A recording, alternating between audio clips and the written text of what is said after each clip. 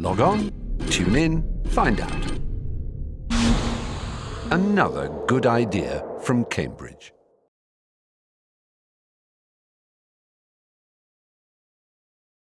Well, it's a great pleasure, Akbar, after all these years, to have a chance to talk to you about your life and distinguished career. You're probably now one of the most famous anthropologists in the world through all your various activities. So, can I just start by asking you about your background, about your, however far back you'd like to go, not like the newer 8 generations or 20 generations, but your grandparents' parents. Anything you'd like to say about them? Well, Alan, first of all, let me say what a pleasure it is to be here with you. What an honor to be a part of this series. I respect the work you're doing and the work you have done. So I'm looking forward to the session with you. My ancestry brings together 2 main streams. The Pathan or the Pashtun peoples through my mother, and the Sayyid, the descendants of the Prophet, through my father. And this has always made me very aware of the legacy, the ethnic, the spiritual, the cultural legacy that I am heir to. My mother's father was Sir Hashmatullah Khan, a very well-known person from South Asia, featured in the Who's Who in the 1930s. My father's lineage goes back to many saints, many saintly figures, and that again is something that makes me aware of my own identity. Right. So, in specific and practical ways, what were the main activities or occupations of your, say, your father's side? My father, some of the stories that I heard from my father and the way I saw my father practice his faith and deal with people reflected his spiritual position and that of his lineage, which was a kind of universalistic approach to religion, to Islam, to dealing with people. He was a man of great compassion, also great wisdom, and also humble. So I saw him in very important positions. He was an important official in Pakistan and then later joined the United Nations in Bangkok. And I would see him talking, as a very young boy then, but I would see him talking to presidents and prime ministers and to ordinary people, peons and drivers, in exactly the same way, and with the same warmth, with the same understanding, and that left a deep impression on me. The second thing I learned from him was never to make a fuss about one's own personal faith. I never saw him drinking, and he would never say, make a big deal out of it, or say, I'm not drinking because I'm a Muslim or whatever. He'd go to these cocktail parties in Bangkok, and he was invited a lot because he was holding a senior job. He was a director in the United Nations. I'd often accompany him, and he simply would ask for an orange juice or something. And I appreciated this because this is what I grew up with, inheriting his awareness of himself as a Muslim, and yet his awareness of himself as someone as part of a bigger world civilization, world culture, which he appreciated. So these things helped me a lot in my own sense of my own identity. And did the fact that he travelled, as you mentioned, Bangkok and elsewhere, did you go with him on any of these travels? I did, and I think it was partly that created a great interest in me in terms of other people, other cultures. Because I had this sort of strange schizophrenic life. We'd go to Bangkok for the winter holidays from my boarding school up in the northern hills of Pakistan, a school run by Catholic priests. So you had all these strange combinations in my life. Catholic priests, they were great priests. We called them fathers, great figures of discipline, but also very tolerant, very understanding. We got on very well. And then Bangkok, which is a different world, very sophisticated, cosmopolitan, different culture, Buddhist background. And so you had North Pakistan, a Muslim background, and then Bangkok, Buddhist background. And I'd come back to my school, 9 months of boarding school, in a very different environment. And sometimes as a young boy, this can be somewhat bewildering, overwhelming, and would force you to be asking questions about different peoples. Because I found the Thai, for instance, extremely friendly. I found them very relaxed and yet devout. And they had a very easygoing approach to their religion, and yet I found them very devout and expressing great reverence for the religious features that we saw all around us, the Buddhist priests with their shaven skulls, or the temples, or the king, the respect for the king, for instance. At a cinema house we'd see that after the main feature film, everyone in the audience, irrespective of the fact whether you're a foreigner or not, would bow their head as a mark of reverence to the king. And we grew up with that tradition. So this culture which engendered and encouraged such reverence for people who were seen to be figures of authority. What about your mother? Tell me something about her family and her character. My mother comes from a different social and cultural background. She represents the Pashtun, the Pathan community or consciousness, or peoples in South Asia. So you see much more awareness of a certain aristocracy, a certain confidence, a certain almost aggressiveness, because Pathans have always believed that they were a kind of superior peoples in South Asia, and South Asia is a very hierarchical society, as you know, Alan, more than anyone else. So everyone had a kind of place in this caste riven society, and the Pathans, of course, had 6 or 7 dynasties which ruled India from Delhi. So they were very conscious of their place in the sun, and she was very conscious of the fact that at some stage, a lot of anthropologists talk about fictitious genealogies and amnesia and genealogy and so on, but many Pathans link up with royal families and with kings in Kabul and so on. So we always grew up believing that somehow we had some links with royalty, and that of course was primarily because of my mother's great sense of, again, self and confidence and pride in her own Pashtun or Pathan background. Was it at all unusual for 2 such different backgrounds to marry? Not very unusual. It was unusual because they came from slightly different backgrounds. But remember that the Sayyids, my father's mother was a Sayyid and his father wasn't, so that again there was a slight mix there. That the Sayyids, who considered themselves the superior spiritual lineage because they are descended from the Prophet, and the Pashtuns, who were the men of the sword, as it were, the warriors, these were traditional allies and often gave daughters to each other, often formed alliances. So it wasn't all that unusual. In the context of India, it would have been because my mother came from a slightly different social background to that of my father. My father, of course, was in service. Now, service means something else in terms of the colonial structure. It gave him prestige and power and so on within the British colonial structure. What about her character? You mentioned your father's self-discipline and lack of demonstration of his religious beliefs. Was your mother? My mother took a very interesting couple, because in a sense they complemented each other so beautifully. And my mother was much more confident, much more outgoing, much more expressive of her views, her ideas, her prejudices, a very compassionate woman, a great believer, a firm believer in Islam. So hers was, if you like, a confident Islam. Not an aggressive Islam, but a very confident Islam. My father was much more thoughtful, again very committed to his faith, but reaching out. So his would be a much more mystical, a much more inclusivist, a much more Sufistic form of Islam. And these two really formed a great influence in my life. Sometimes the balance between the two worked very well for me, and sometimes I felt it tearing me apart, because in a sense there was a kind of tension within me in terms of these two complementary and yet distinct streams in Muslim society in South Asia. You mentioned the school.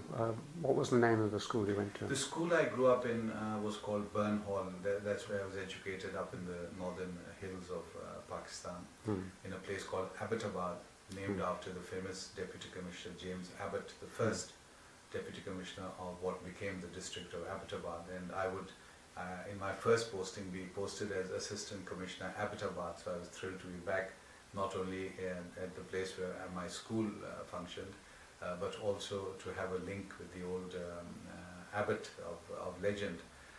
This school was again a peculiar school. It was run by the Catholic priests. It was which order? Mill Hill. Very popular, very difficult to get into, and considered itself the Eton of Pakistan. and that isn't a surprise because many of these boarding schools consider themselves as the Harrow or the Eton of that part of the world. But it did produce a remarkable group of people. One of my class fellows became acting president of Pakistan, Wasim Sajjad. Several of them became corps commanders and lieutenant generals and so on. Many ambassadors and distinguished people in Pakistan. I think one of the great things I learned at the school was something again which created great tension in my life in the civil service in Pakistan, was the shibboleth, the absolute belief that we were taught when we were at school, which was to play the umpire, to play the referee. So whatever happened, you had to play by the rules. And we grew up in a society in Pakistan which was increasingly becoming a society where there were no rules. There were no rules, there were no referees, it was a kind of free fall. What date was this? Joining the civil service? No, when you were in the... Burnhall, I was from 1950, so I was there from 1952. I did my senior Cambridge 1957 and higher senior Cambridge. So you were born in... 1943, January, and I joined Burnhall when I would have been about 10 years old, or a bit younger, and stayed there to do my senior Cambridge and then higher senior Cambridge 1959, and then went on to do a BA very quickly in Lahore, Forman Christians College, and then come to England, first to Birmingham University and then Cambridge in 1965 to do my diploma in education at Selwyn College. Well, let's just go back a little bit. Was there anyone at the school? Sometimes there is a particular teacher or one or two individuals who influence one for the rest of life. I think the man who influenced all of us at school, certainly me, and impressed me with his great personality, his great character, his great moral authority, was Father Scanlon, the headmaster of the school. He's remarkable, absolutely one of these outstanding figures. And the story I remember of him was when President Ayub Khan, then Commander-in-Chief of the Pakistan Army, he wasn't Field Marshal then, he made himself Field Marshal later, declared martial law and took over the country.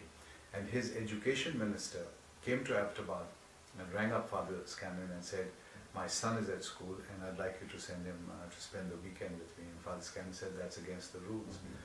You can't have any boy out of school because this is a boarding school and this is against the rules. And he said, do you know who you're talking to? I'm the education minister, and do you know it's martial law? And Father Scanlon said, I'm aware of that, but these are the rules. And he said, do you know you're a foreign priest and I'll have your school closed and have you packed up and thrown out of Pakistan? Father Scanlon said, give me 24 hours, I'm giving you notice, we are packing and we're leaving. Now, by doing this, Father Scanlon did several things. He immediately reversed the threat, he called his bluff, and he created a crisis because the education minister knew that President Ayub Khan's sons, two of his sons, or three of them at one stage, but Tahir Ayub, whose son eventually came here to King's College when I was here, was at Burnhall. And Ayub Khan had great respect for the school, and there was no question of the school being closed. So when Father Scanlon called his bluff and said, close the school, we're leaving, the education minister simply collapsed and he said, if you don't mind, Father, I'd like to call on you. And then he came down and he was whining and he was being very charming to Father Scanlon and said, what can I do and how can I help you, and you need this and you need that. So Father Scanlon showed us through that incident, which became very famous in school, that here was a man capable of standing up to brute authority in Pakistan at a time of martial law. Now that's a kind of example I don't think we'd be hearing much about, for instance, today in Pakistan. So a lot has changed in Pakistan over the half century that I'm talking about. Fine. And then, so when you left the school, what did you do? I left the school after my higher senior Cambridge to really wait for admission in England. This was the kind of route that all people in my school took. We applied to various universities. I applied to Cambridge. We turned up here after about 9 months. During these 9 months I did my BA from Lahore. We didn't take that too seriously because literally just came in, sat for the exam and came out, and even in those 9 months I managed to get a gold medal for history and English, which means topping the exam for the university for Punjab. and then came to England, and I arrived at Selwyn College, and I arrived too late. I arrived in October, September, October, and I was told that it was too late and to come back next year. I also had admission at Birmingham, because my father in the United Nations was a great friend of Walters, who later became famous as Sir Alan Walters, working with Margaret Thatcher. Oh, yeah. He was a great econometrician, and he convinced my father that he'd make me a great econometrician. And I was then persuaded by my father and Walters, twisting my arm, to land up with him in Birmingham, where I was extremely unhappy for the first few months, completely out of my depth, because I'm hopeless in mathematics, and econometrics was all about sums and formula. And So you went to read economics, did you? Initially.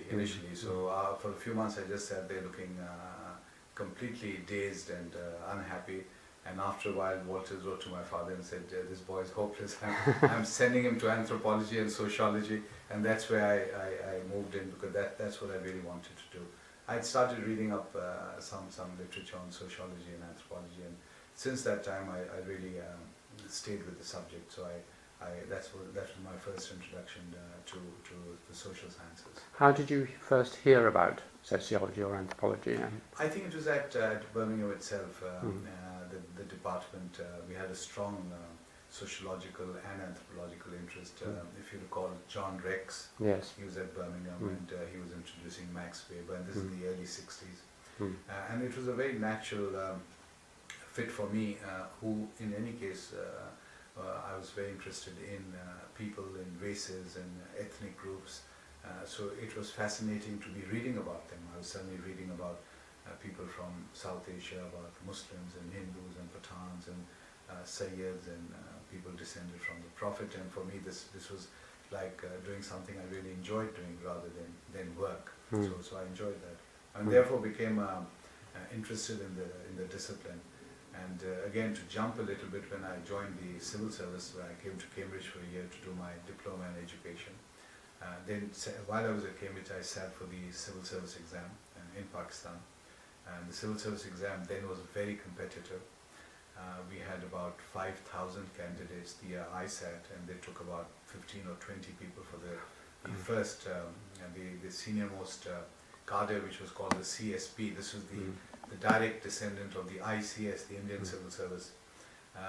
And the CSP, like the ICS, considered themselves as the twice born, the Brahmins, the upper caste, whatever you like to call them. Although one had to remind them constantly that, like the ICS, they had many flaws. The ICS, if you recall, as a wit put it, that they were neither Indian nor civil nor much of a service. In many ways it was like that for the CSP, because they did consider themselves very superior, and yet there were many shortcomings. But I joined the CSP in the batch I joined was 1966. I sat 65, joined 66, became the 66 batch, and very quickly discovered the match between my scholarly academic interest in anthropology and my professional interests as a district officer.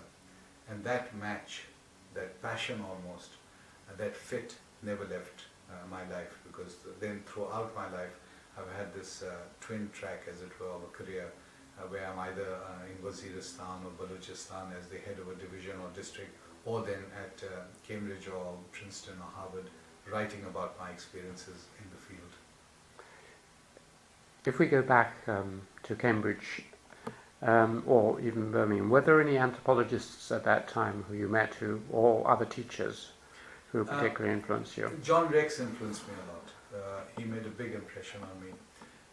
For the first time, I began to realize the power of sociology through his work on Max Weber. I was fascinated by Max Weber, and that fascination has not left me.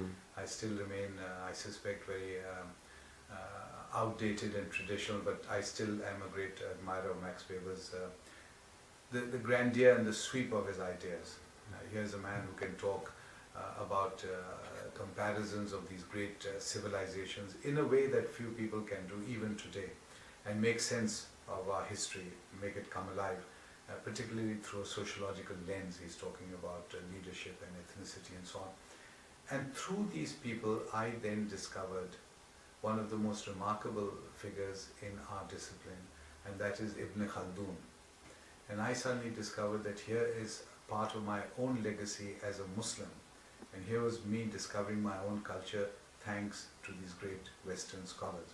And I was discovering that Ibn Khaldun, the man who is considered the father of anthropology, the Ilm al-Umran, this is the man who invents, literally invents, what he calls is the science of man, the science of society. He's talking about cause and effect. He's not talking of society as the rise and fall simply because God likes one particular king and God doesn't like another king and therefore there's a collapse. He's now talking of cause and effect, and he's pointing out how societies work on the basis of certain principles.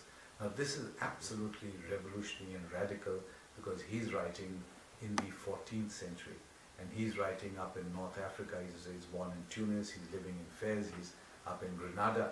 And Ibn Khaldun fascinated me. Not only his theories, which are exciting enough because in one sense or another Max Weber and Karl Marx and Wilfredo Pareto, even our Ernest Gellner here from Cambridge, all of them, and Gellner by the way is a great admirer of Ibn Khaldun, all of them in a sense are reflected, not directly influenced by, but certainly reflected in Ibn Khaldun. But apart from his theories, what fascinated me about Ibn Khaldun is the fact that here's this man reflecting for us today the turmoil, the characteristics, the features of Muslim society then. And that fascinated me, and I asked myself, how is Muslim society treating this man of such great intellectual vitality? And I wasn't surprised at all to see that one day he's in jail, one day he's running across the border, one day he's a minister, one day he's it was incredible that he arrives at Fez and he's honoured and he's welcomed by the king, so he crosses into Grenada and becomes an advisor to the king, and very quickly he's being chased out from there because the prime minister gets jealous of him and he's put in jail. And when he's put in jail, what does he do? He begins to write his great Muqaddimah. theories, the great Muqaddimah. And then of course he leaves it all in disgust and moves eastwards towards Cairo, arrives there, loses all his books, loses his family in this great shipwreck, and then begins to pick up the pieces. So an incredible life, and he's always fascinated me, and throughout my life I've been referring to him, as it were, as a kind of great personal model for me. And when I was offered the Ibn Khaldun Chair of Islamic Studies at American University, I was delighted that I could have some kind of a link with this great name. Just on Max Weber, like you, I'm enormous. I think he's the greatest of all sociologists by far. Straight sociologists, not political sociologists. But the one theory of his, prediction of his, which is often now queried, is his rationalization thesis. And we probably come back to this later, but oversimplified grossly, his theory was that religion would play a diminishing role in our lives as rationality spread through various different forms. And this was the belief, I think, even in the 1960s, 70s, disenchantment of the world and religion declining in influence. Recent events and things that you've analysed and charted suggest that he was a bit premature in his pronouncement of the death of religion. But maybe that's not what he was really saying. I don't entirely agree with your interpretation, because the way I analyze Weber is this. I would look at it like this, that Weber is in fact saying the contrary. He's in fact, the whole Protestant work ethic, etc. He's pointing out how religion shapes society and explains many of the societies that we're living in the West, how religion explains the remarkable developments taking place in Western societies. There's this tremendous engine being driven, and it is being driven by a certain kind of vision of the world, which he calls the Protestant work ethic. Now, what you're talking about, that religion would be slowly phased out or diminished, is to be understood, as I understand Max Weber, through his categorization of societies where bureaucracy is the best form or the most legitimate form or the most desirable form of authority. So when he categorizes authorities, you have bureaucracy, you have traditional authority, you have charismatic authority. For him, the best form, implicit in his discussion, is bureaucratic authority, and that is European in its context, in its development, in its genius, if you like. And there, of course, the logic then is that because bureaucracy is the supreme form of government, you cannot have traditional religion. And I think there may be a corollary that religion is phased out or sidelined. But if you read him in full, as it were, then the importance of understanding religion in terms of making sense of our own societies and our own times, I think is very clear. And in fact, I'm going to be, in the present study I'm working on, doing exactly that, which is to use Weber to an extent, but go beyond Weber, because in some senses Weber is still tied up with the idea of explaining bureaucracy as one form, or as the best form of an evolution, if you like, or a trajectory which takes you to that form of society reflected in bureaucracy. And look at societies in South Asia and China, and work out how these societies are reacting to the world we are living in, and how they are looking at the divine, how they're not only looking at the divine, but how they're interpreting the divine, and how very often they're interpreting the divine through expressions of violence. Now, some of these questions are already answered or hinted at in Weber, and some of them have not been at all considered by him. So I would like to also look at this in this new work that I'm doing. Fine. Well, we'll continue that discussion another time. Were there any anthropologists, before we get on to your civil service work, were there any anthropologists who, either at Birmingham or, you weren't doing anthropology at Cambridge, but who you met at that time, or who influenced you through books you read? Or I read a lot of the, I read Weber and so on, but I also read anthropologists like Margaret Mead and Ruth Benedict, and again was fascinated. These were new worlds opening up to me. And I was fairly young, and for a young boy straight out of Pakistan coming to the West, suddenly to be reading about Japan or Japanese society was really fascinating, and I enjoyed that.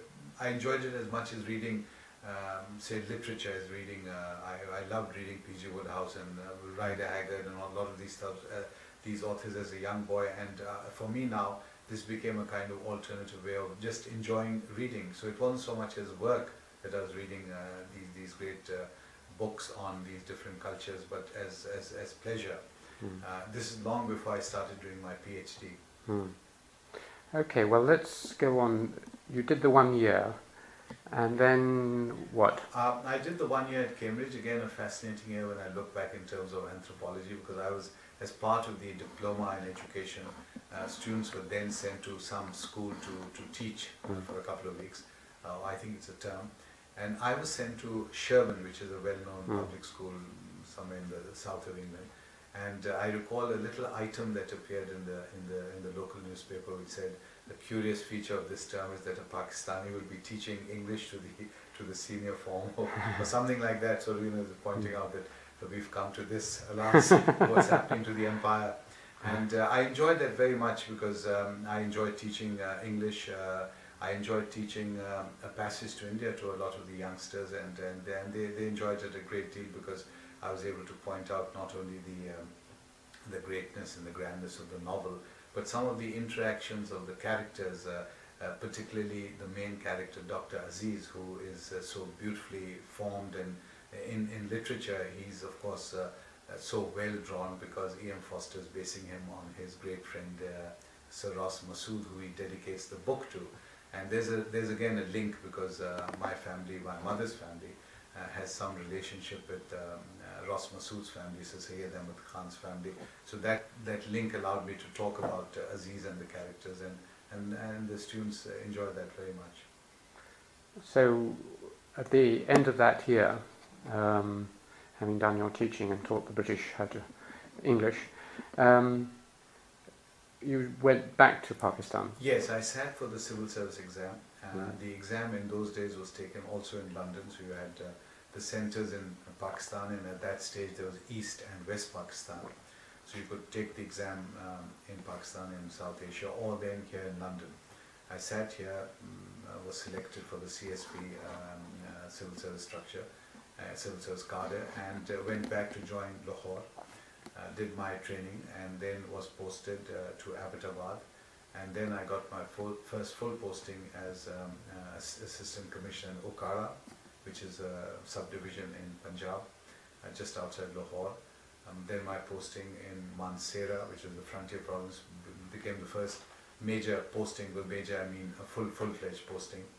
The assistant commissioner after I was still under training. Mansehra was a full-fledged posting, and I was there for about a year when we were sent to East Pakistan, because the government of Pakistan sent CSP officers from East Pakistan to West Pakistan and vice versa, in the hope, theoretically, that this would help bridge the gap that was now forming between the two provinces. And that ended in some disaster, because this was 1971, a very turbulent year and a very unhappy year for Pakistan, because this was when Pakistan fell apart. And again, I was really in the front rows of the drama. I was seeing the madness that descended on the land.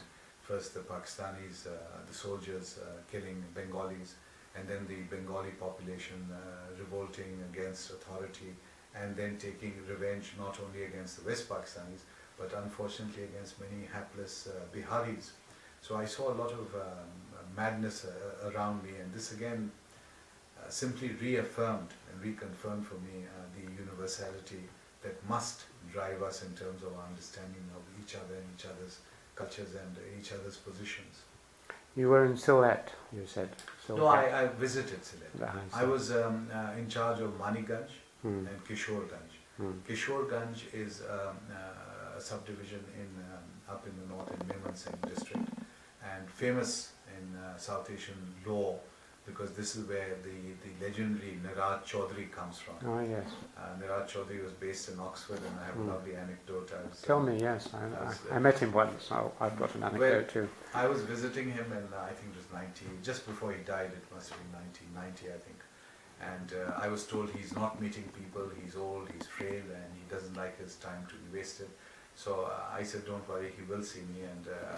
And they said, what have you got up your sleeve? And I said, the person who was setting up the interview, I said, tell him I was in charge of Kishorganj, the assistant commissioner.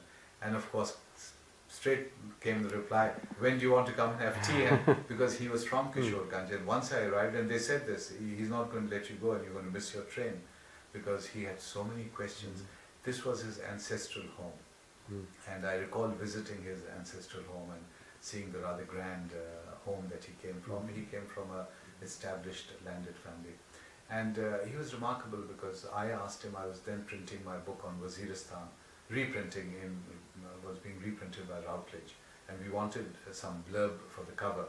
And I asked him, I said, I'd like you to say something for the cover, and he did. He gave me a very, very nice blurb for the cover, comparing me to some of the district officers who had made a name in South Asia, people like Ibbotson, who wrote the Gazetteer and so on.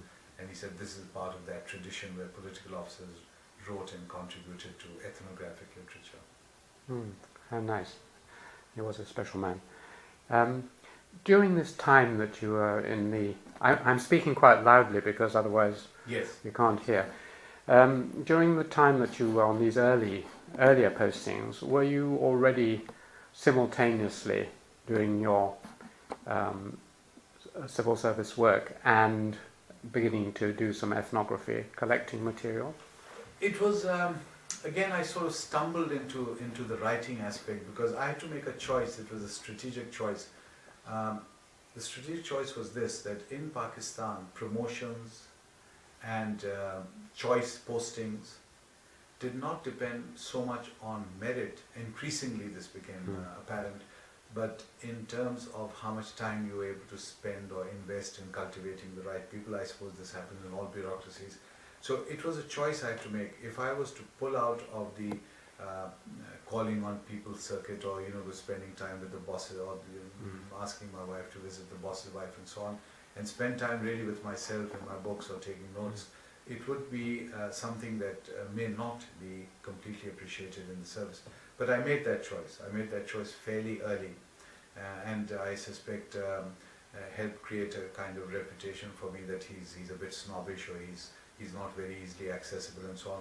But what I did was, really, whenever there was a big dinner or a series of dinners, in Pakistanis are very social people, I would simply not go. I would simply either just put in an appearance and come home, and then spend the hour or two that I could manage to get out, because district officer's life is very, very busy, to really work on my own notes or my own book or whatever. So that my first book, it's not much of a book, it was a very early scribble if you like, was on Mansehra, my first posting. I wrote something on Aptabad, although I was still an assistant commissioner under training, but I did write a kind of early extended piece on Aptabad based on the Gazetteer, the famous Gazetteer, 1907 Gazetteer of Hazara. And I found that fascinating because the ethnography in that Gazetteer is still, to my mind, today we're talking 100 years later after 1907, is still of the highest possible standard.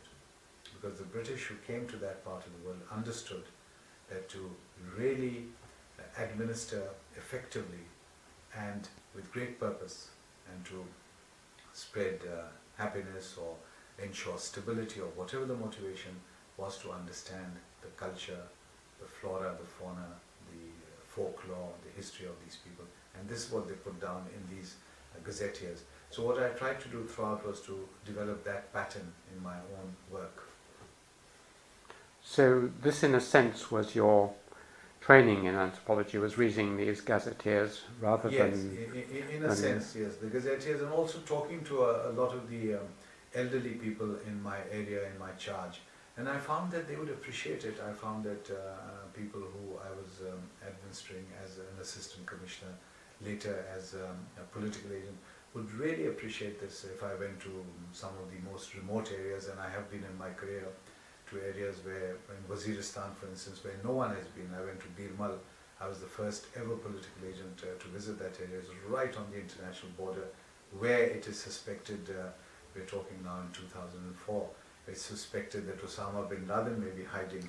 And that area, they appreciated the fact that I could quote to them their ancestry. I could talk to them about their ancestor, the famous Sufi saint who lived in that part of the world, or talk to them about some proverbs. They would really appreciate that. So it paid off a great deal, and I was able to pass my time relatively easy compared to some of my successors and predecessors.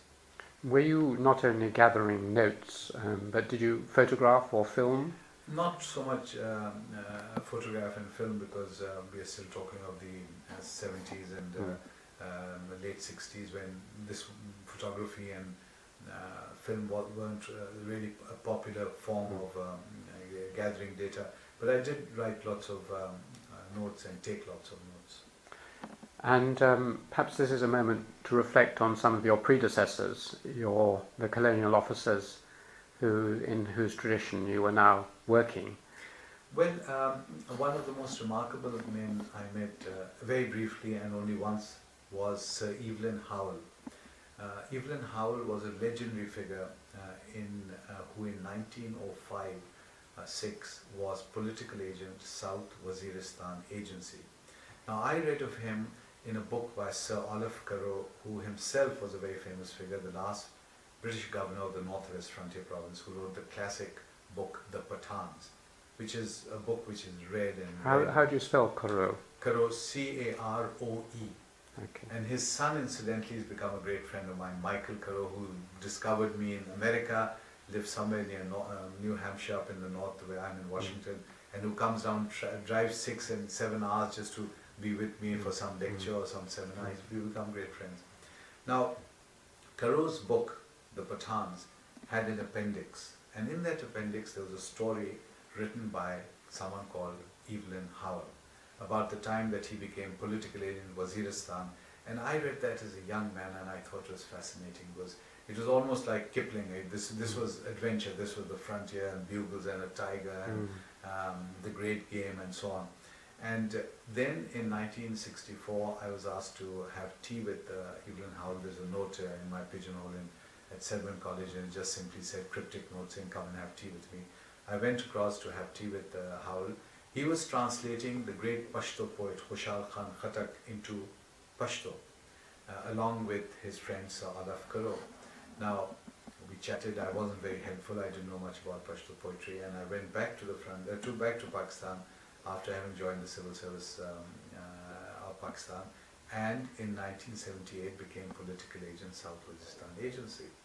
And in these old papers and books that you come across in some of these offices which are neglected, lying in a pile, moth-eaten, I came across an old, literally decaying monograph, a secret monograph addressed to the government of India in Delhi, going back to the 1920s, when Howell was now in charge of North and South Waziristan, called Mij, which means we.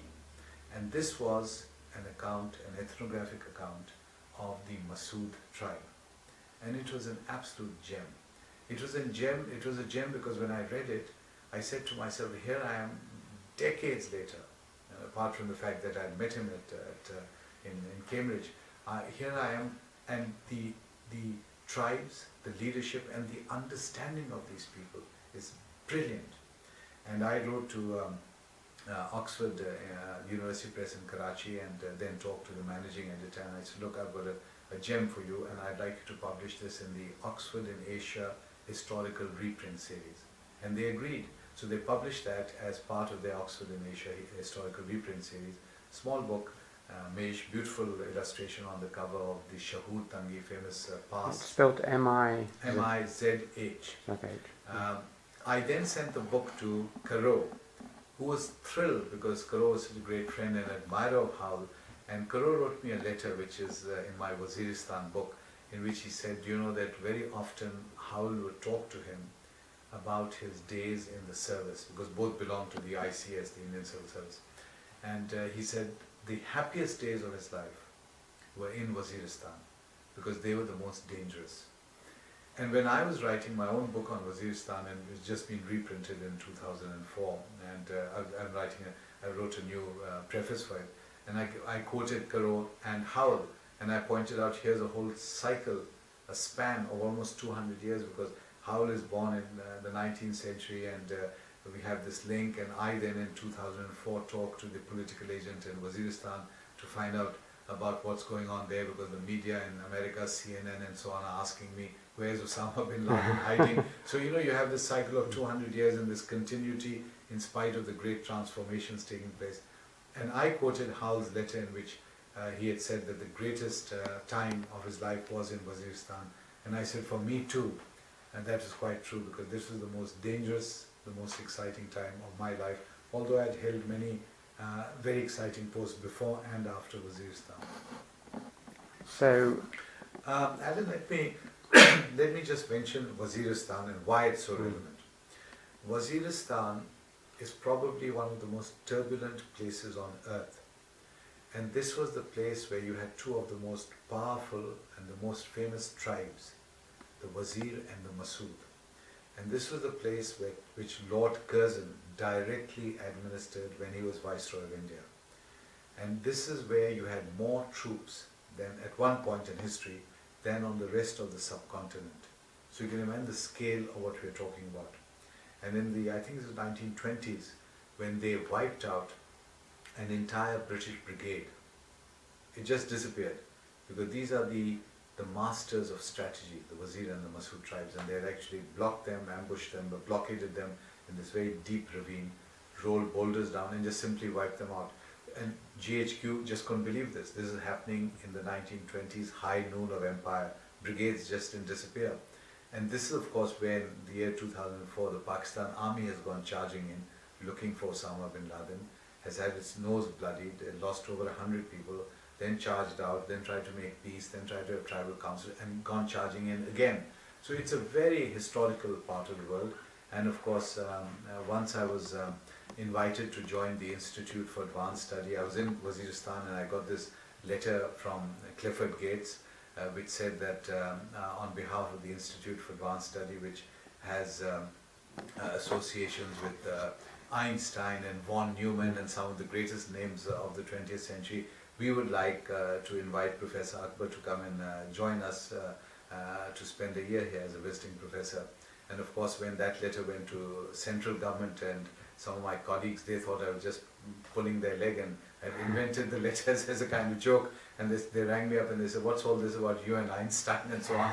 But in the end, I did turn up at Princeton and spent that delightful year writing about Waziristan. And you said you had an anecdote about Clifford Geertz. Well, the anecdote was that they were apparently computing what to pay me, and they were saying that a visiting professor normally in America gets so much pay and so on, and then they asked me tactfully, and I said my official pay as the belonging to the civil service of Pakistan was so many rupees. That translated into a very meager sum compared to the other professors. And so we were in a bit of an impasse in the correspondence when I pointed out that although my pay was very limited, I did have 33 bodyguards round the clock. I had about 8 cooks, and I had about 40 staff servants with me. So if they calculated all their pay put together, maybe it'll give them an idea what I was doing. So that helped them to come up with a more reasonable sum in the end. That's nice. So you mentioned one of the civil servants, your predecessors, who you wanted to talk about. What about the other? Karo. Yes. Well, Sir Olaf Karo again was a remarkable political officer in South Asia, and helped me to understand why colonization or imperialism, which always has an ugly face to it, it's not pleasant to be colonized by other people who consider you inferior and can kick you around and so on, but that it also has another aspect to it, and that was what you could call the civilizing aspect or the civilized face of certainly British imperialism. And Karo helped me understand that, because in his love for, in his respect for the Pathan peoples, I think he was unrivaled. And his great contribution, his book, The Pathans, is really a tribute. It's a labor of love. He has a whole chapter on my wife's grandfather, the Wali of Swat. And again, it's virtually a love fest. He just talks about him, one of the wisest and greatest and so on. And that kind of respect, the book itself is dedicated to a Pakistani, Sikandar Mirza. And I learned from him that these great gaps that divide us, after all, Karo was a man who served the British Empire. I'm growing up and serving something called Pakistan, which is an independent country with different generations, different cultures, different religions, and yet there was a great bond, and he saw me really as someone who belonged almost to his own service, always treated me with great affection. I remember visiting him. He came and picked me up. He lived somewhere in the south, Staining, a village in Sussex, and lived in a house, he pointed out, which was constructed in 1707. And we both, because he was a very scholarly man, we both reminded ourselves that was the year when the last great Mughal emperor Aurangzeb died, and that began the downfall of the Mughal Empire. And I took my daughter Amine, who's just got a PhD from Cambridge University, with Babar, my son, to see him and spend the day. And he was very charming to the children, to my wife, and of course, because of my wife's family background, he had great respect for her. So it was something that I think a lot of ordinary people who know little about the relationship between these officers and the peoples they administered would not normally be aware of, this particular affection that they had for the peoples of that area. It is a very difficult thing to get the balance right about the later British Empire. This dual, on the one hand, the patronizing, class-based, arrogant, supercilious background to it, and yet in individual cases and in practice often something different. On the whole, I mean, if you could just elaborate a little further about your feeling about the empire and its role and position, it'd be nice to hear anything more you have to say on that. Well, empires, Alan, are not static.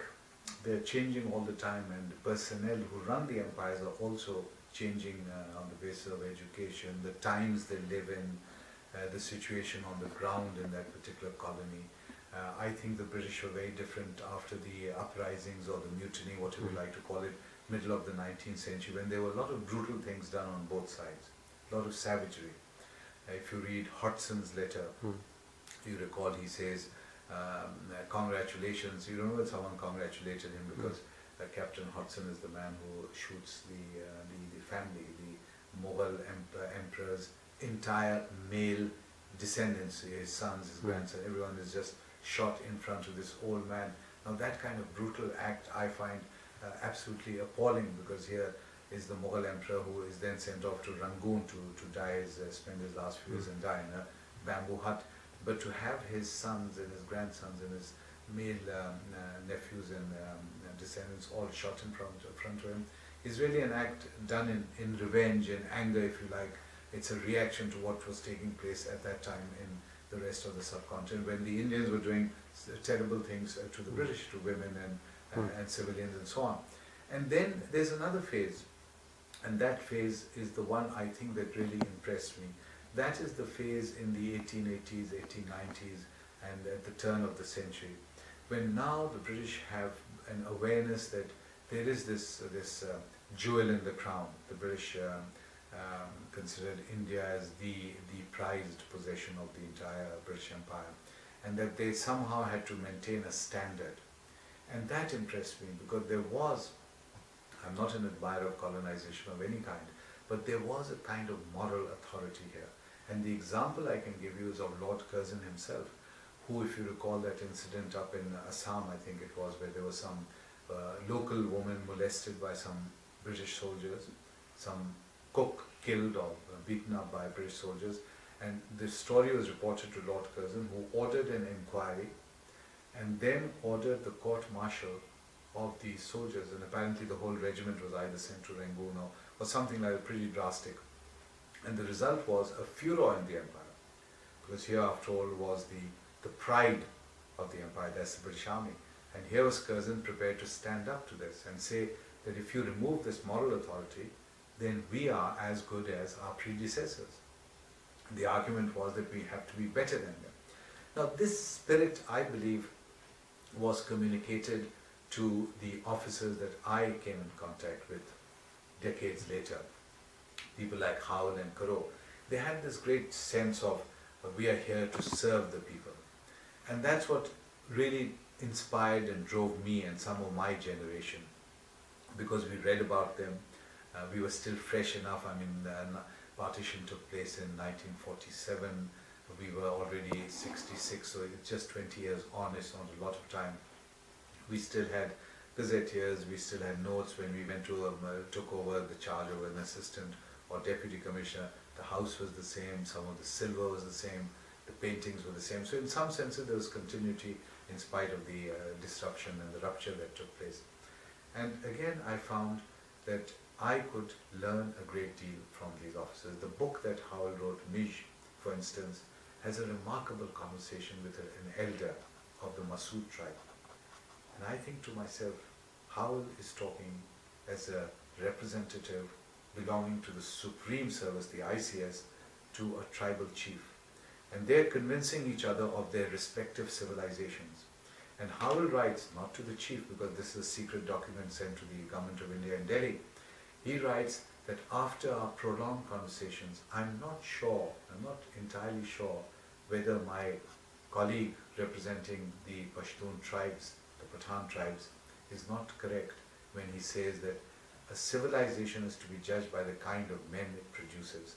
And leave us alone with the kind of people we have as were our fathers and grandfathers, and you keep your roads and your electricity and your telegraph poles, because in the end we are satisfied with what we are.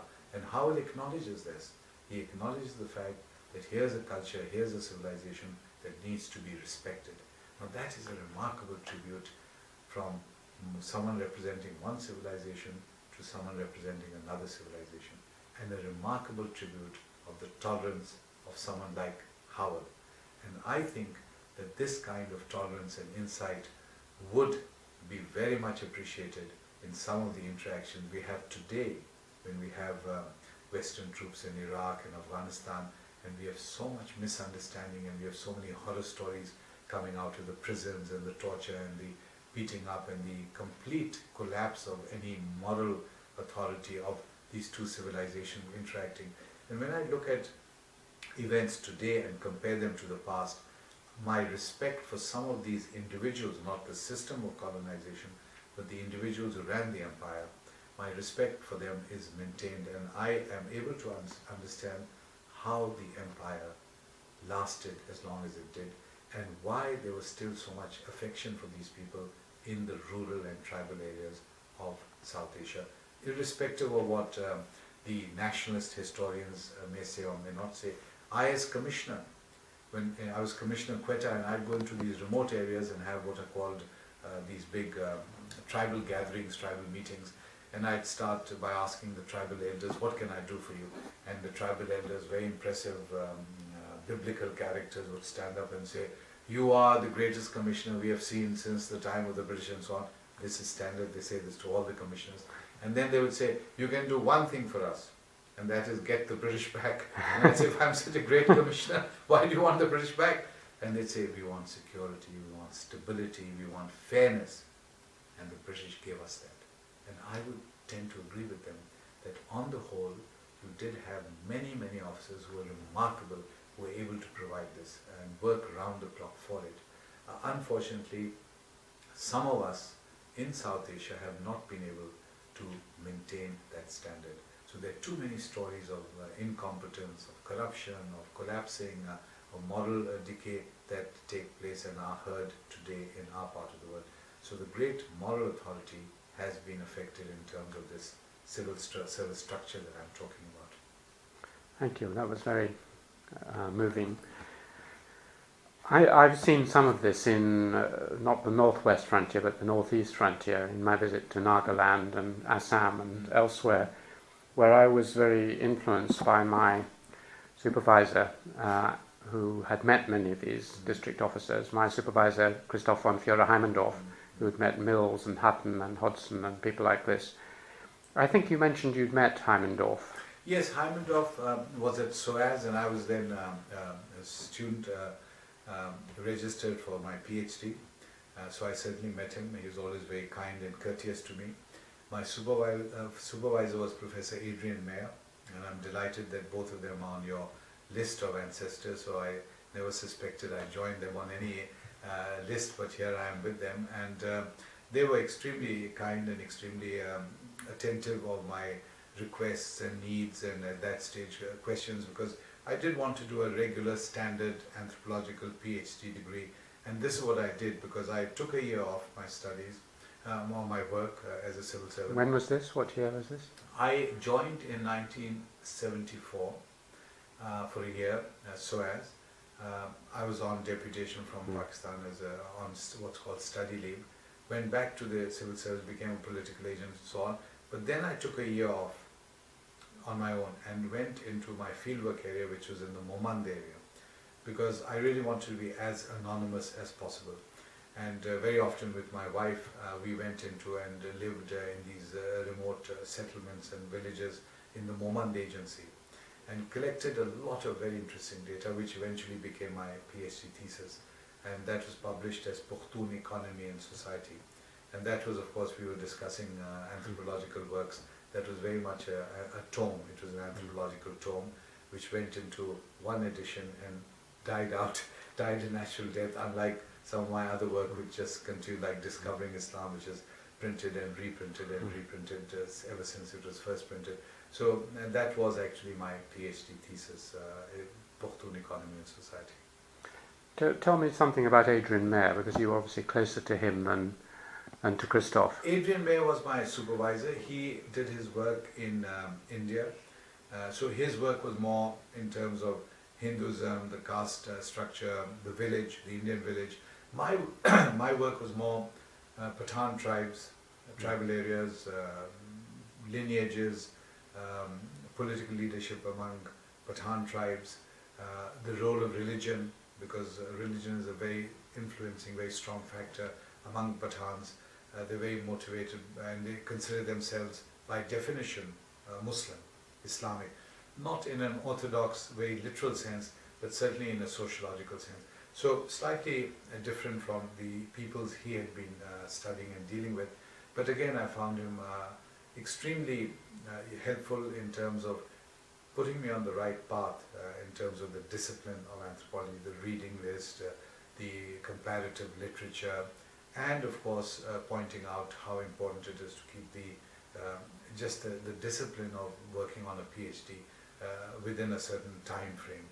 Now, I was again on a short leash because I had taken 6 months or 9 months from service in Pakistan. I was about to be posted as political agent Khyber, which is one of the best jobs in Pakistan because you're in charge of the legendary Khyber Pass, which is where all these great historical figures from Alexander the Great down to Babur, the founder of the Mughal dynasty, have come into India. It's a very prized posting, and I had to make a choice again, a career choice. Do I stay on and become political agent, or come to the UK and do my PhD and finish it? And I, of course, came to the UK to do my PhD, and I never ever got the job because I gave it up before. But when I went back, I was then offered Waziristan, and so I went and took that particular job, and found that that was something extraordinary, an extraordinary period of my life. Right, Akbar. You've now become one of the chief explainers of Islam to the world, which is extremely important at the moment. I was wondering whether you could explain how you got into the position. You haven't mentioned your ambassadorial roles and other things like this. How did you become a wider than anthropologist spokesman for Islam? Alan, the answer must come from something very personal in my life. My father, who I looked up to and admired and loved immensely, died when I was at Princeton. And just before he died, he had been persuading me to write on Islam. And there was a kind of tension developing between us. He was insisting I write on Islam because he said that is the great tradition of Muslim scholars. You need to be explaining the mystic, the tolerant, the compassionate nature of Islam, both to the West and to Muslims. And I was resisting because I would simply say, look, I'm an anthropologist. I deal in hard facts based in studies at the community level, small-scale societies, face-to-face relationships, ethnicity, tribe, village, and so on. To me, the job of the scholar of Islam is to be a man who is based or woman based in a lifetime of study of the text, of the Quran, and so on. And I'm not that, and I will not be pushed or seduced or tempted into writing on Islam. So this was a kind of ongoing tension between us. And I then was told he wasn't very well. He was in Karachi, I was at Princeton. So to humor him, I scribbled a couple of paragraphs and said, well, all right, at some stage I'm going to do something on Islam. A world-shattering, earth-shaking book on Islam which will explain the history and society of Islam. And I sent it off to him. And I then rang him from Princeton, asking him when he's going to be visiting us, and he said he'll visit in a few weeks' time. And next I rang him, I was told that he had passed away. And that came to me as a great personal blow, because it just shook me, because I wasn't expecting his sudden departure. And I remember walking into my study at Princeton almost in a trance. And a colleague of mine, who's a good friend of mine from India, an anthropologist, she asked me, she said, what are you doing? And I said, I was writing something, and I said, I'm writing a book on Islam. And she knew that what my own thinking was on the subject, and she said, but you're an anthropologist, what are you doing with Islam? And I just said, well, I'm going to now train myself to write on Islam. And that began a strange journey of my own into the world of Islam. I spent the next years traveling in the Muslim world. I, of course, went back to Pakistan, became commissioner in Balochistan of 3 divisions, so it allowed me to see Muslim societies in a different way, because now I was looking at religious training, at syllabi, at what was being taught in the madrasas, which would in the 1990s, in the next decade, become very important in the debate around Islam, and looking at Muslim political leadership based in religion, but all the while reading about Islam, traveling in the Muslim world. And at the end of it, I did write a book called Discovering Islam, Making Sense of Muslim History and Society, which was published in 1988. And that, in turn, was made into a 6-part television series by the BBC, which I presented, which was broadcast in 1993 when I was at Cambridge University as the Iqbal Fellow. I came here in 1988 to Cambridge. So there was a kind of logical progression of my interest in Islam. These things are never planned, but they somehow just look like logical and symmetrical when you look back at your life. And what I found was, when I arrived in Cambridge, the Salman Rushdie affair, the controversy around the satanic verses, was about to explode. And when it did explode, I was sitting in Cambridge, and once again I was just sucked into the debate on Islam. So suddenly I was on television and being asked to comment in all kinds of different forums and platforms on Islam.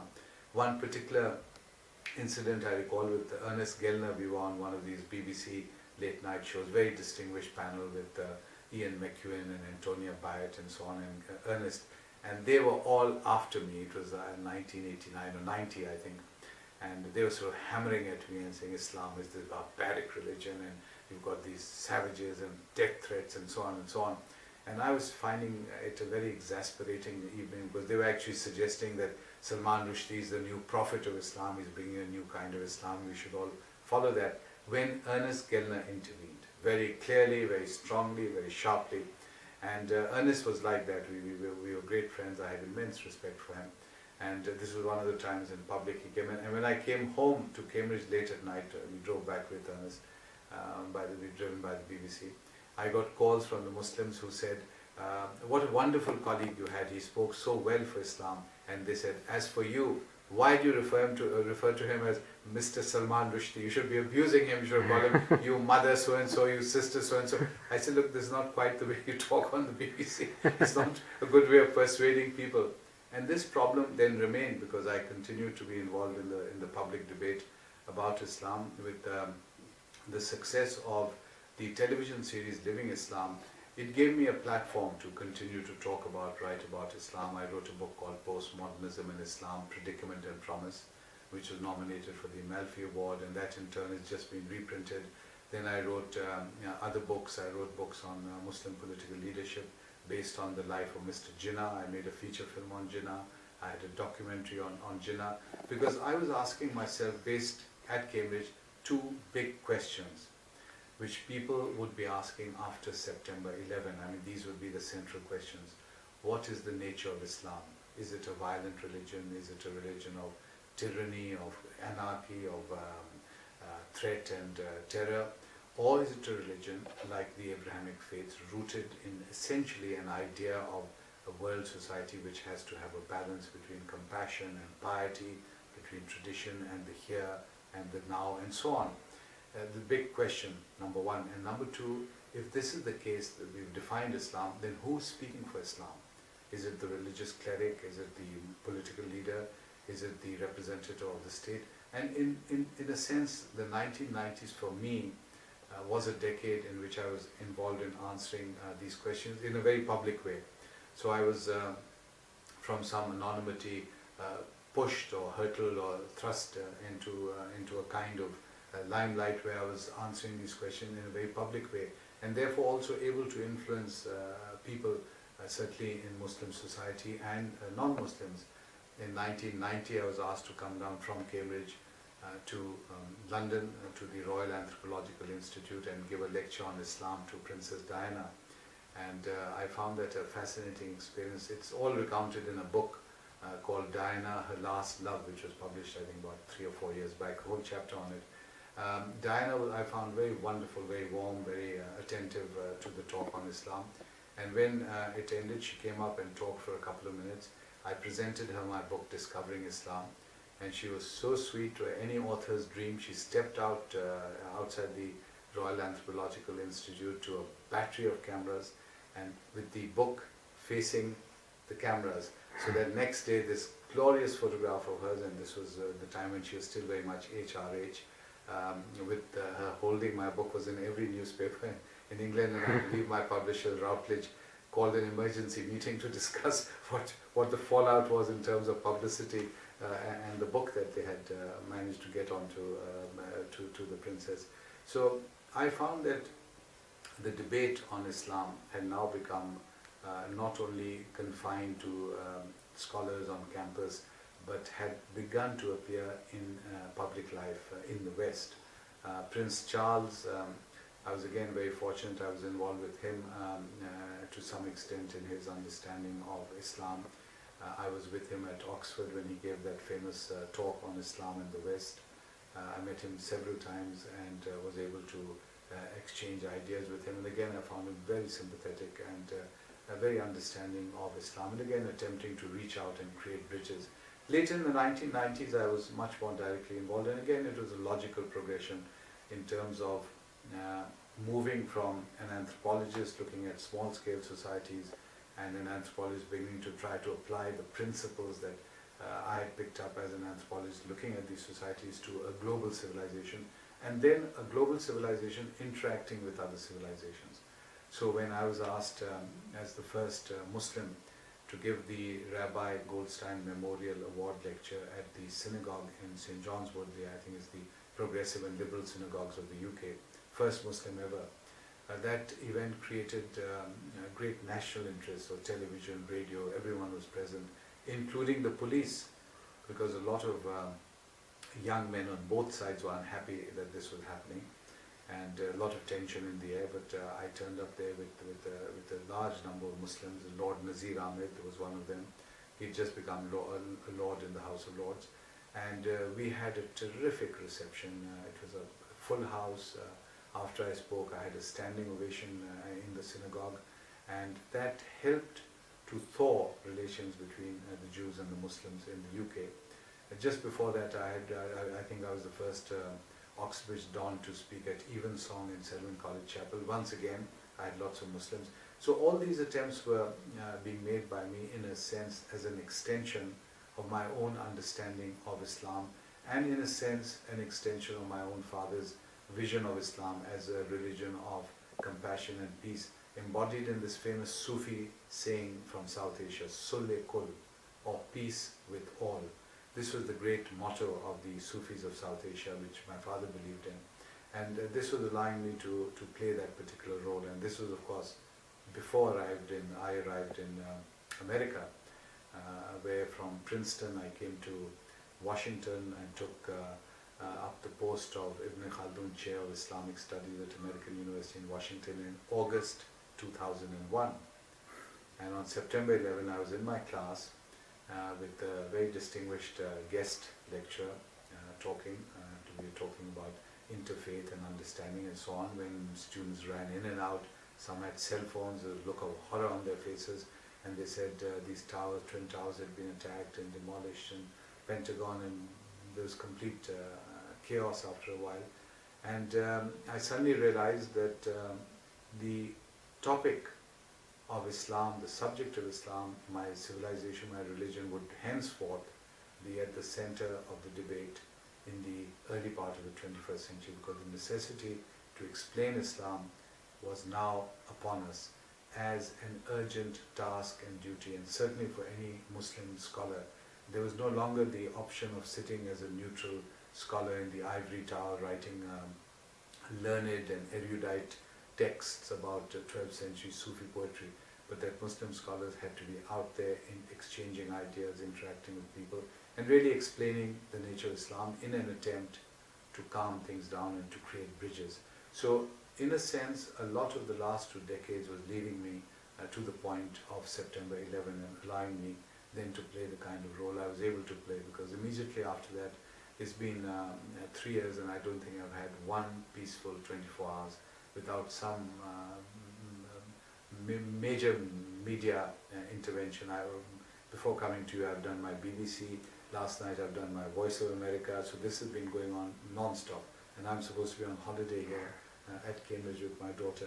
So this has been largely a period, I feel, a period in my life in which I've been able to give back, as it were, to the community, to people I know, whatever little knowledge or whatever little learning I've had or experienced in my own life, in an attempt now to do something with this, with these ideas and this experience and the knowledge I have. Thank you very much. Well, that is very good to have. Just continuing on one or two of those themes. Firstly, Ernest Gelmer. You said that he was very constructively helpful on one occasion, but you said to me, and he was a great patron of mine and friend, and we pursued the same intellectual puzzles for many years. Is there anything more you'd like to say about him? I would, because Gelder and I had a very interesting relationship on one level, on an intellectual level. We worked very well together. We in fact did a joint project. I was asked by Routledge to write a book on postmodernism in Islam, And I suggested to Ernest, I said, how about doing it together? So let's both of us look at this. And he immediately responded positively, and I got my friend at Routledge, Dr. Chris Rojek, to come up. We had lunch at King's, and we in fact wrote up, he wrote his book, I wrote my book, and they're both still in print and doing well. On another level, a little known story, I came to start my PhD program at SOAS in the 1970s, completely unknown, from Pakistan, arrived at SOAS, and I wrote up, before my PhD, in a couple of weeks, I think it was 4 or 5 weeks, 6 weeks exactly, a book called Millennium and Charisma Among Pathans. And with the gall and the cheek and the arrogance of the ignorant, I sent it off for publication to Routledge. And they said either this is going to be very good or it's going to be terrible. So they didn't want to take a risk. They circulated it and people weren't sure what to do with it. They even sent it back to my own department, and the department said, well, he is a student, he's here registered for a PhD, but whether he's in a position to write this book and have it printed, which in a sense is challenging some very established names like Frederick Bath on the Swat Pathans, we are not very sure. And I was saying something which I thought was very important, that the importance of religion, for instance, to Pathans, to Pashtun societies. I thought that was underestimated or overlooked by Bath, the importance of the Wali of Swat, and many other points I was making, and sometimes just getting ethnography plain wrong. I pointed all this out in the book, so it was still a little bit controversial coming from someone who had no status in the discipline, until the manuscript landed on the desk of Ernest Gellner. And Gellner not only stepped in, writing to Routledge, but Gellner said, not only will I support this, but I will write the foreword to the book. And Gellner's own book, if you recall, had a foreword by none other than Lord Bertrand Russell. So I was absolutely thrilled, and I never forgot this, because the psychological impact of having someone just stepping up and like a traditional guru who would do these things, so to say, well, here's the student, I'll support the student for whatever reason, made a deep impact on me. So that 20 years later, when I was asked by the Times to write a column, they have a column called Past Masters, the Times Higher Education Supplement, I selected Ernest Gellner as my past master, and I pointed out as a kind of tribute to him what he meant to me as a guru figure. And I concluded that essay by saying that we are a very unlikely pair, because I'm from South Asia, I'm a Muslim, he's East European Jewish, he's a philosopher, of course an anthropologist, but primarily rooted in other disciplines. I'm a straightforward anthropologist, and yet when in our world, when people talk of figures so diverse, we can point to someone like Gellner and myself, where there is so much that is also in common. And what binds us is this great common humanity and mutual respect we have. So that was Gellner. He was a very modest man. I was given some kind of an award by the British Council and in Cambridge, and the Pakistan High Commissioner came up, and Gellner was there in the audience, and I acknowledged him. I said, I'd like to acknowledge my guru. I called him my guru, and predictably he squirmed with embarrassment, much to my delight. But I certainly miss him. I certainly miss him because I miss his integrity and his sharp intelligence and his friendship. One further question which links Gellner and Islam. One of my abiding impressions from his book on Islam is that he felt that if you divided the world into systems where things had not been separated off, where religion and politics, religion and kinship, religion and economics were all fused with each other. If you have those kinds of systems, and you have a modern world in which you live with the divisions, that economics is economics, politics is politics, religion is religion, he put Islam on the side of the undivided world. In other words, politics and religion, which he mainly concentrated on, were fused together, which was a characteristic which shows why he was interested in it alongside his other great interest, which was in communism, which has the same ideology and politics are fused together. And from this I interpreted him as suggesting that there is a serious problem, that this isn't confined to those two cases. Roman Catholicism is another example. Buddhism, to a certain extent, is another example. Hinduism is certainly another example. In other words, nearly all ideological systems that the world has ever known fuse politics and ideology. But the modern predicament and difficulty is to try and create a world in which these things are held sufficiently apart that you have enough autonomy within each realm.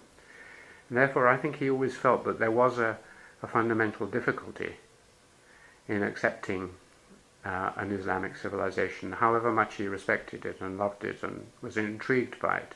He felt it was a closed, in his metaphor from Popper and others, it was a closed system, which therefore had difficulty in coming to terms with a divided modern world.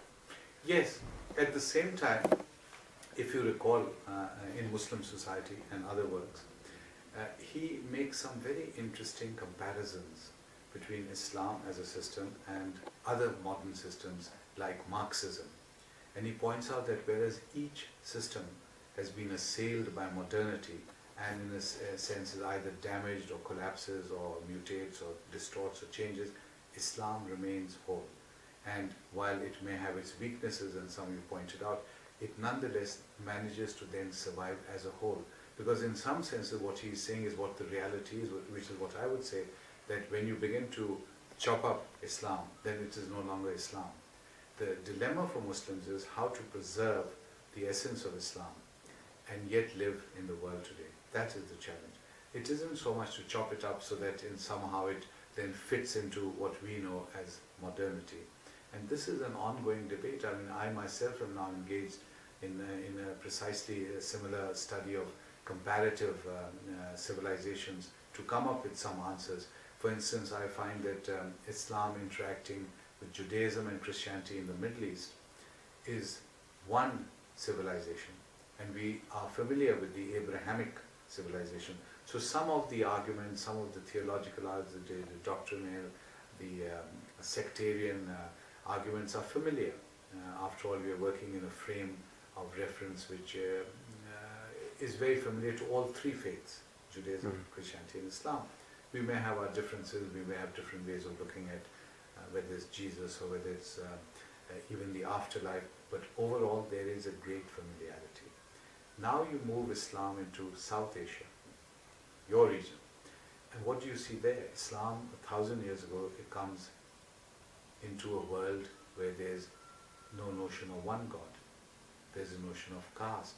There's no notion really of the afterlife where you're going to be judged and you either go to heaven or to hell. There's a sort of much more cyclical way of looking at existence. You don't have revelation, you don't have prophethood, you have a very different world. And a world which is not only ancient but sophisticated, cogent in terms of its arguments, its philosophy, its architecture, its art, its culture, and not easily swept. It isn't going to be either seduced or just swept aside, like Zoroastrianism is when Islam comes to Persia. So now Islam faces a different world civilization, which is in the majority in terms of population. So how does this world civilization, encountering another world civilization, react? And here are two responses. One is the militaristic, the martial, where you have the classic example of Mahmud of Ghaznavi, sword in one hand and some say Quran in the other hand, who comes in, smashes the temples, smashes the idols and says, I'm Abrahamic, I'm going to impose my vision of the world on you. This is all mumbo jumbo, you worship stones, you worship elephants and you worship snakes. And the other response, the more durable, the more permanent, the more universalistic, and the more, I believe, relevant today is the response of the great scholars and saints of South Asia, as typified by Moinuddin Chishti at Ajmer. And they believe in the philosophy of Sole Kul, peace with all. And in essence they're saying we are creatures of the same God, different paths, but ultimately the same divine being that we all look to. And they go back to the Quran for references. And the Quran says, we have made you into different tribes and different nations. The Quran says there is no compulsion in religion. So there's a very strong theological base for what the Sufis are doing in South Asia.